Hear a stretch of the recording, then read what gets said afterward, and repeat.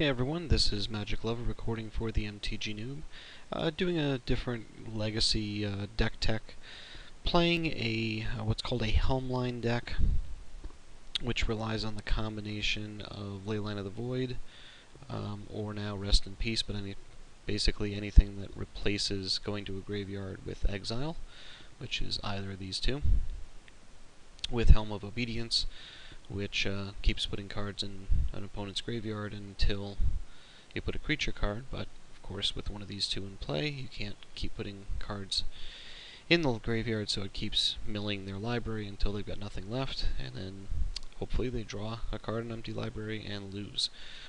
So I usually played this as kind of a blue-black kind of shell, because you needed black for the ley lines and blue for the control to kind of slow your opponents down and filter for your combo.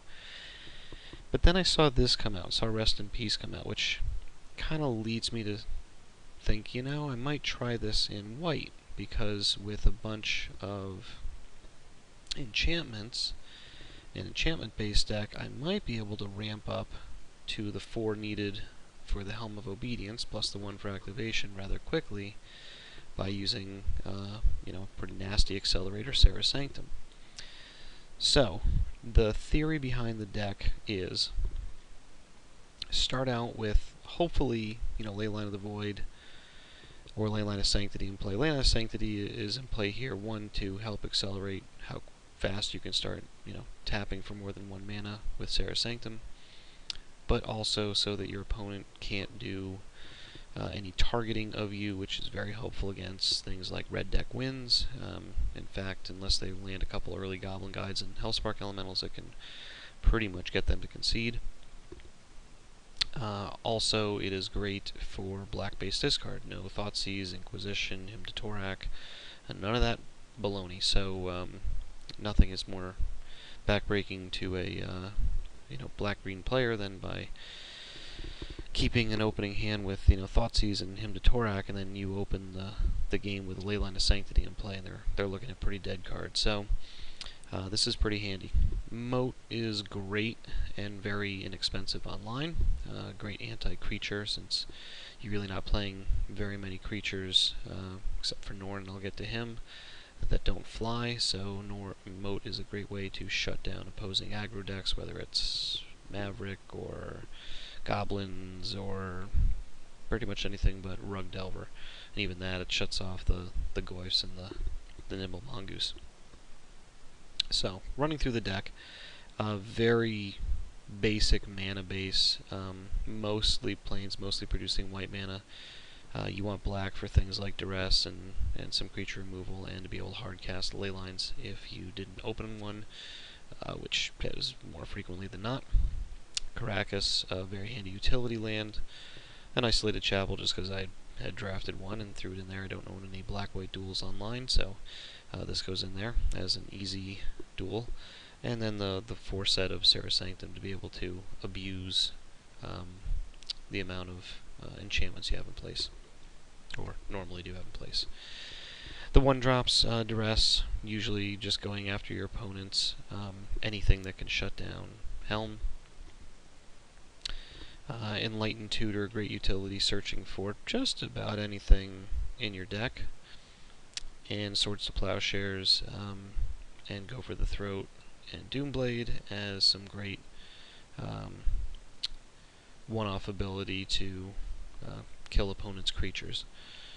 I do like playing this over Path. I have Path on the sideboard, but I like Doomblade and Go for the Throat because they don't accelerate your opponent, and typically the extra mana is not an issue for this.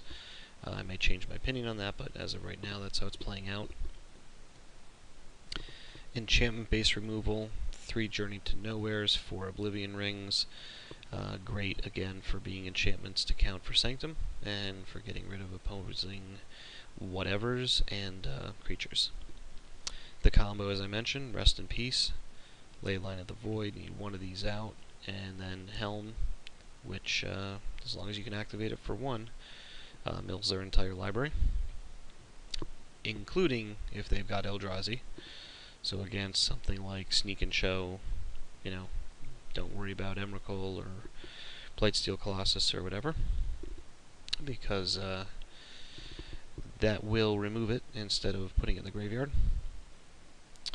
Let's see, the other part of the deck, Norn is in here just because with the amount of mana you can generate, sometimes you can cast Norn very early, maybe turn 5, or I think one time I got him off on turn 4, but turn 5 or 6, and that can shut down a lot of decks, and because of that, he's in there to help down against goblins and Rug Delver and Maverick and that kind of creature-based aggro. Zoo, not that anyone really plays Zoo anymore, but it's very helpful for that.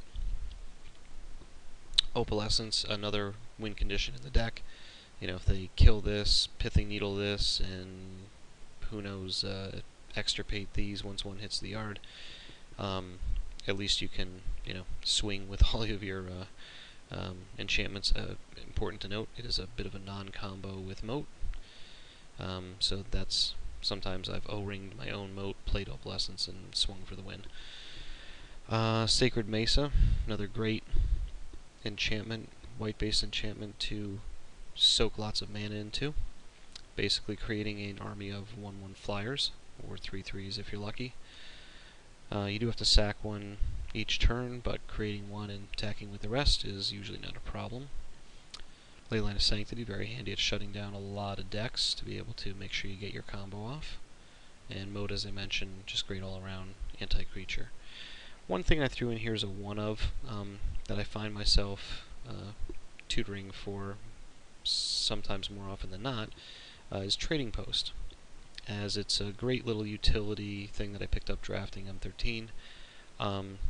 But, not bad to be able to throw a chump blocker in, gain some life, throw excess lands or sanctums for life. But most importantly, sacrifice a creature, whether it's a Mesa, Goat, whatever, and return artifact card from graveyard to hand. I'm not playing blue in here, so I don't have access to something like a Academy Ruins to constantly get back Helms. So, anyway, pretty interesting non-linear style deck that can win through multiple angles. I've had people come out game 2 naming, right out of the gate, first turn Pithing Needle on Helm, and turn 3 I drop like a Sacred Mesa, build an army, and swing for the win 2 turns later. So there are a lot of I'd call this Plan A, Plan B, Plan C, and maybe Plan D, but it's one creature without evasion, so usually it's a Swords to Plowshares, but can be good as a one-sided Wrath. The sideboard, just few utility cards thrown in. Pithing Needle against other style type decks. I've named a lot of grindstones with that. Against Storm, finding I can cast this pretty quickly, which is fun. Against anything that's just trying to overwhelm you quickly, Curse of Exhaustion, Aethersworn Canonist are pretty annoying. Sacred Mesa is handy for those, I'll bring those in against creature-based decks. That like Rug Delver, where I'm just trying to build the army to fight, or things like Moat don't do much. Leyline of the Meek also coming in with that for the anti-creature package to fight them, build up an army bigger than they can. Hallowed Burial, great for anything like any regenerating, any undying, persist kind of stuff. Things like Zombardment, it's great for putting all those creatures down and not worrying about them coming back. Angel of Jubilation, just a handy utility piece in here to prevent people from, again, like a Zombardment deck or anything that's requiring on a sacrifice or paying life.